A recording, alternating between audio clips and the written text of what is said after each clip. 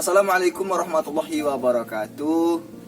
Hai pemirsa dimanapun Anda berada, pada kesempatan kali ini saya bersama Bung Deka, salah satu manajer pihak perusahaan yang bernama Bacon Kito. Ya, Nah, betul sekali. Baik Bung, ini saya manggil abang ini gimana? Iya, betul abang saja. Biar lebih pendekatan emosional itu lebih dapat seperti itu. Karena ya saya pun masih muda seperti itu, Bang. Oke. Nah, baik Bang Deka, sebelum saya menanya seputar media, saya mau mendengar sih apa latar belakang mengenai perusahaan abang Bacon Kito.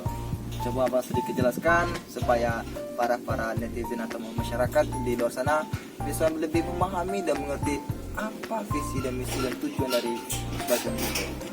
Ya, baik, sebelumnya terima kasih kepada Mas Sodikin. Ya, Mas Sodikin yang telah mengundang saya. Tentunya masih di channel Deka Official, yang mana pada kesempatan kali ini saya sedikit diberi waktu untuk menjelaskan mengenai seputar media. Nah, jadi media saya ini sendiri itu sudah cukup lama berdiri nih, Bang. Kurang lebih di sini hampir 5 tahun. 5 tahun berdiri, cuman di sini saya tidak bergerak sendiri. Saya tidak bergerak sendiri. Untuk awal mulanya dulu perusahaan kami ini itu ada beberapa orang untuk mendirikan sebuah perusahaan ini. Jadi awal mulanya dulu ini saya terinspirasi dari saya magang ini, Bang. Dari magang di Universitas Bengkulu. Jadi saya itu dulu pernah magang kuliah Ya. di media online juga, di media online namanya itu brandang.com, yang mana brandang.com ini memberitakan seputar pariwisata, baik itu pemerintahan dan lain sebagainya. Dan saya pun terinspirasi dari media ini sendiri. Nampaknya asik nih untuk kerja di sebuah media. Dan saya pun kemarin sempat bekerja di sana sebagai karyawan nih, Bang. Sebagai karyawan. Dan untuk visi misi saya itu sebenarnya tuh tidak terlalu rumit, karena visi misi saya itu ingin memberikan informasi yang jauh dari kata hoax dan ingin mencerdaskan masyarakat dari informasi yang hal positif tentunya, yang hal positif, dan menjauhkan pandangan masyarakat yang mana media online maupun media-media cetak dan lain sebagainya itu sedikit tidak dipercayai karena sering memberitakan hal-hal yang tidak sesuai fakta seperti itu. Oke, Bang. Mungkin itu sedikit menjelaskan latar belakang dari bacaan kita. Bacon Kito. Iya. Oke Bang, di sini saya akan sedikit bertanya mengenai seputar dari pihak perusahaan abang Bacon Kito. Nah, yang pertama, bagaimana sih abang merekrut karyawan baru, Bang? Oke, untuk awal mulanya dulu sebenarnya tuh kami dari beberapa orang yang mendirikan perusahaan ini itu sama-sama bekerja nih, Bang. Sama-sama bekerja. Nah, untuk mendirikan sebuah perusahaan atau media online ini sendiri tidaklah mudah, karena dulu kami berbagi tugas. Jadi berbagi tugas, ada yang mencari berita, ada yang stay di kantor, ada yang stay di kantor, namun kantornya dulu itu masih perumahan seperti itu, rumah untuk dijadikan kantor. Ada juga yang bagian editing untuk menaikkan berita seperti itu, Bang. Nah, untuk bagaimana cara merekrut, sedangkan perusahaan kami sudah cukup lama berdiri juga, alhamdulillah, kami untuk merekrut masyarakat atau merekrut wartawan di sini itu melalui apa dulu yang dibutuhkan dari perusahaan kami seperti itu, Bang. Misalnya untuk bagian teknisi nih, di bagian teknisi tentunya kami bikin suatu lowongan untuk para calon wartawan atau calon karyawan di perusahaan kami, agar nantinya mereka tuh ada pandangan bagaimana sih, ada pandangan untuk mengarah kemana sih saya setelah kerja ini nanti seperti itu. Jadi kami tidak terlalu repot lagi untuk mengajarkan bagaimana sih cara bekerja mereka di porsi atau di tempat kami bekerja atau tempat perusahaan kami seperti itu. Selanjutnya tentunya ada sesi wawancara seperti itu.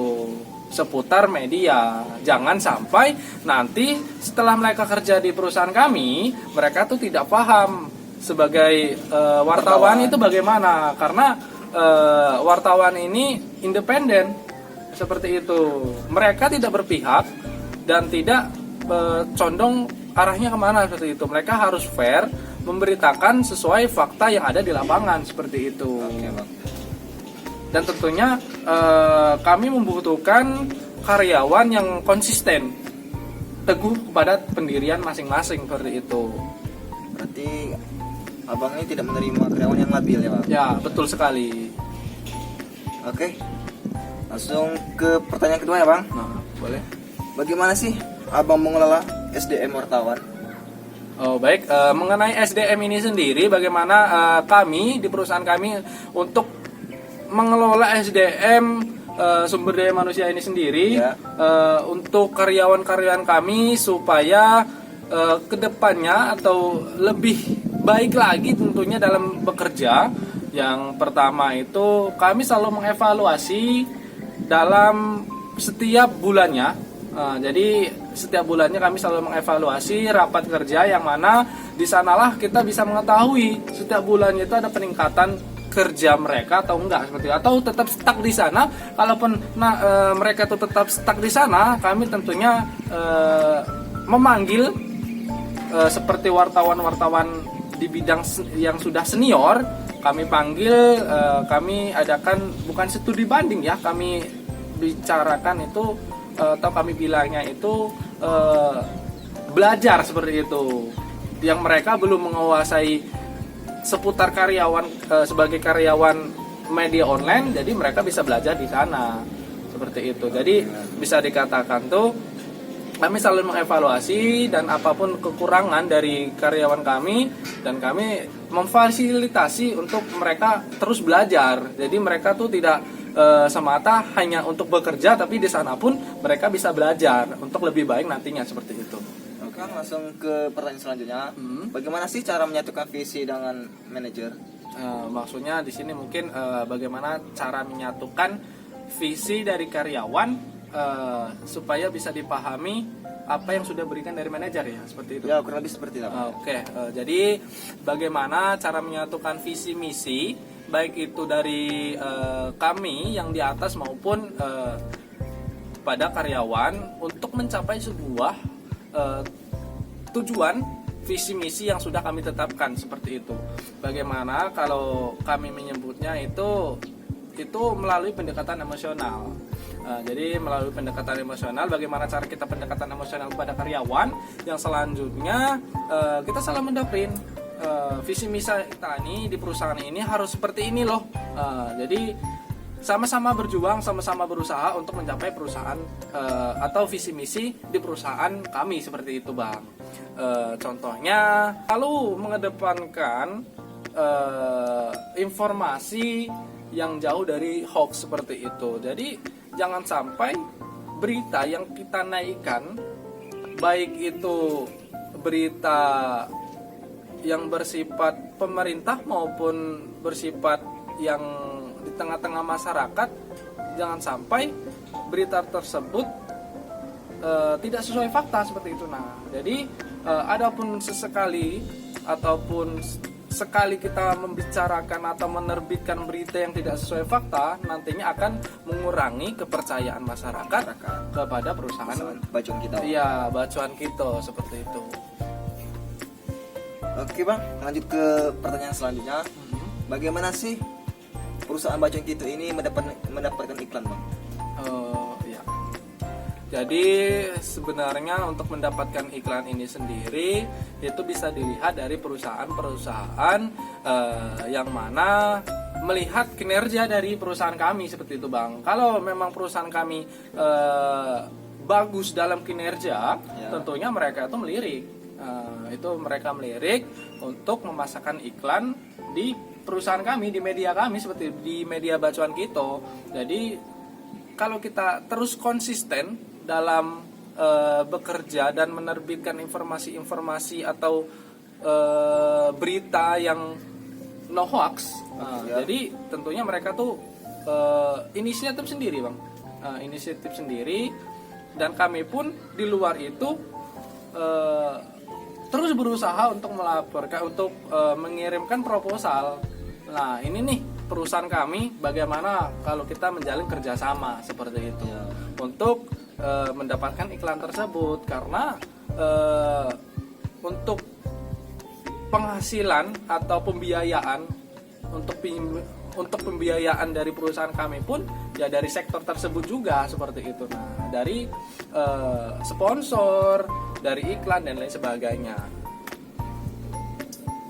Oke bang, lanjut ke pertanyaan selanjutnya bang. Bagaimana sih perusahaan Bajeng Kito ini menggaji karyawannya bang? Menggaji wartawan. Oke, jadi untuk di perusahaan kami yaitu di Bacuan Kito, bagaimana cara menggaji ya, Iya, Bang. memberi upah kepada karyawan, itu tentunya kami selalu UMR ya, UMR, yang mana di UMR perusahaan kami itu di angka 2.250.000, dan itu tidak pernah kurang dari UMR tersebut. Bahkan jika satu bulannya itu memenuhi target berita yang sudah diterbitkan, bahkan memuaskan bagi kami, itu ada bonusnya seperti itu bang. Ada bonusnya dari perusahaan untuk mereka yang sudah bekerja keras dalam mencari berita seperti itu.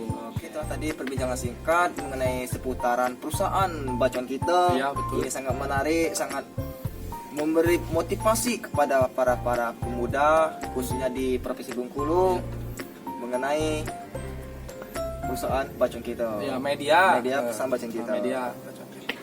Baik, langsung saja kami akhiri dalam perbincangan yang menarik ini. Saya dari pihak, sebelum kita menutup acara kita ini, apakah ada pesan-pesan motivasi kepada para masyarakat ataupun pemuda?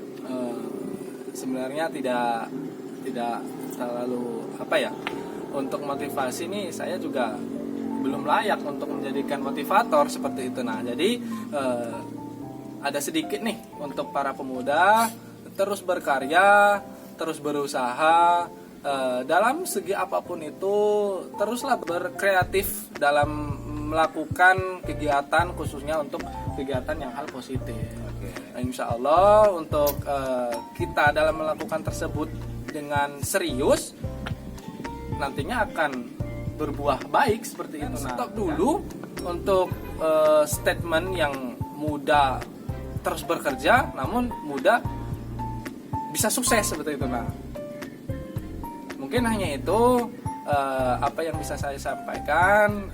Apapun tadi yang sudah kami bicarakan di sini, ada salah-salah kata ataupun tidak ada yang tidak berkenan di hati para netizen atau para viewers di channel ini, ya saya pribadi mengucapkan banyak-banyak mohon maaf. Baik, saya sebagai host, saya akhiri saja kepada video kali ini. Saya mohon maaf apabila ada kata-kata atau sapa yang kurang berkenan. Kepada Allah saya memohon ampun. Kami akhir saja. Wassalamualaikum warahmatullahi wabarakatuh. Oke.